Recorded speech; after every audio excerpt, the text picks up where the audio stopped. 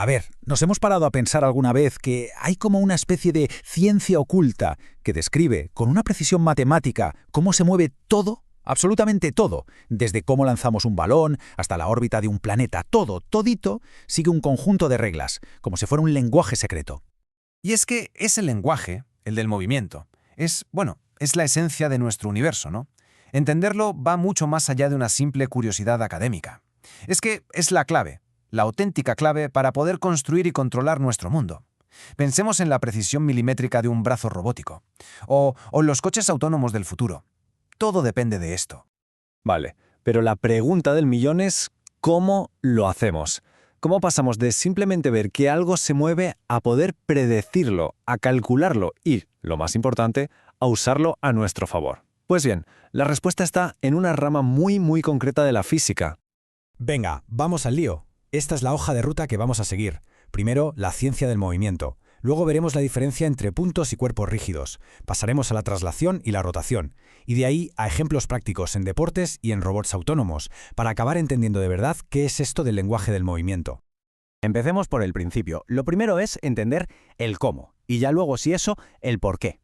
Aquí la tenemos, cinemática. Es la rama de la física que estudia las leyes del movimiento, pero, y esto es súper importante, sin tener en cuenta las causas que lo provocan. O sea, no le importan las fuerzas. La palabra, por cierto, viene del griego kineo, que significa mover, así que la cinemática se centra solo en describir el movimiento, dónde está algo, a qué velocidad va y si está acelerando o frenando. Punto. Es la geometría pura del movimiento.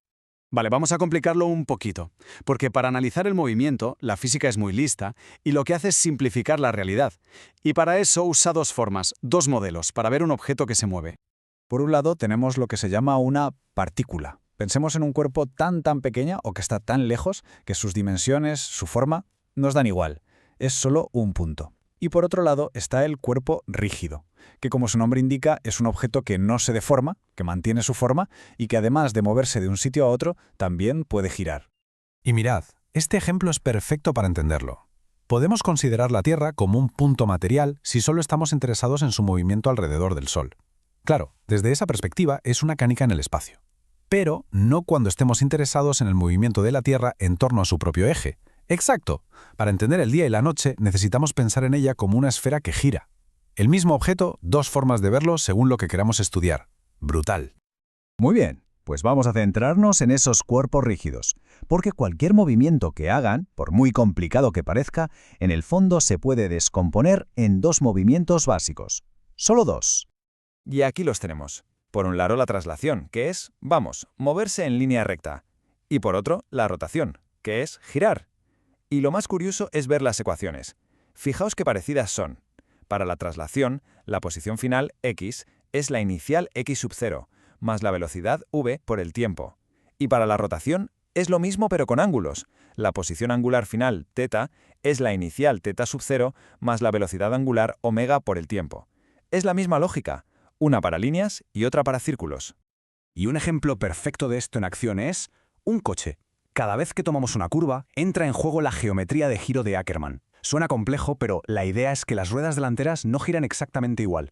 La de dentro gira un poquito más que la de fuera. ¿Para qué? Para que todas las ruedas del coche giren alrededor de un mismo punto imaginario.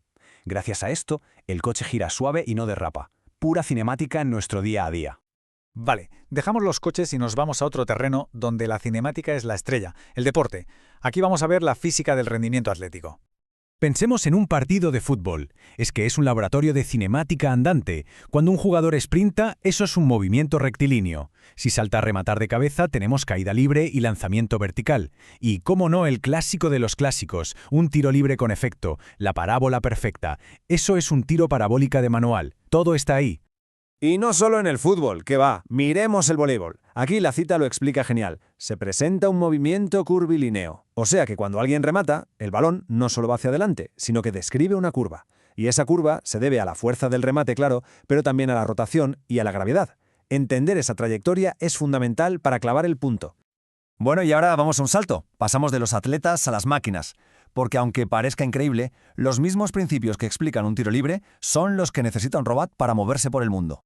Esto que vemos aquí es básicamente el cerebro y los ojos de un coche autónomo. La clave es ese sensor llamado LiDAR. Imaginemos que es como un radar, pero con láser. Gira sin parar, lanzando pulsos de luz y con los rebotes crea un mapa en 3D de todo lo que hay alrededor. Son sus ojos, sí, pero unos ojos que ven en 3 dimensiones. Pero, claro, aquí viene el problema. El sensor se está moviendo a la vez que mide. Fijaos en el resultado. A la izquierda tenemos la trayectoria que el coche cree que ha seguido si no corrige su propio movimiento. Es un caos, una mancha borrosa. A la derecha vemos la trayectoria real, nítida, precisa después de aplicar la corrección cinemática. La diferencia es, bueno, es abismal. Y si lo ponemos en números, asusta. Sin corregir, el error al calcular cuánto se ha movido es de un 117%. Es una locura. Es como intentar dibujar un plano mientras vas en una montaña rusa. El mapa que sale no solo es inútil, es que es peligrosísimo. Pero, ¿qué pasa cuando aplicamos la cinemática? Pues que ese error se desploma a un increíble 0,09%. La diferencia es brutal. Y aquí está la madre del cordero. La cinemática es lo que separa un robot torpe y peligroso de un vehículo autónomo, seguro y fiable. Sin ella, la conducción autónoma simplemente no existiría. Así que, como hemos visto, todo esto es el lenguaje del movimiento. Hemos pasado de la teoría pura a la realidad más tangible. El viaje ha sido fascinante, ¿verdad? Empezamos con algo tan simple como un punto.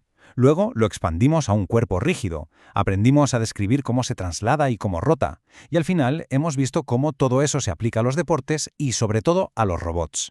De la idea más simple a la tecnología más compleja. Y todo esto nos deja con una pregunta flotando en el aire, ¿no? Si este es el lenguaje del movimiento y ya hemos conseguido enseñárselo a las máquinas, ¿qué más podremos enseñarles? ¿Cuál será el siguiente paso?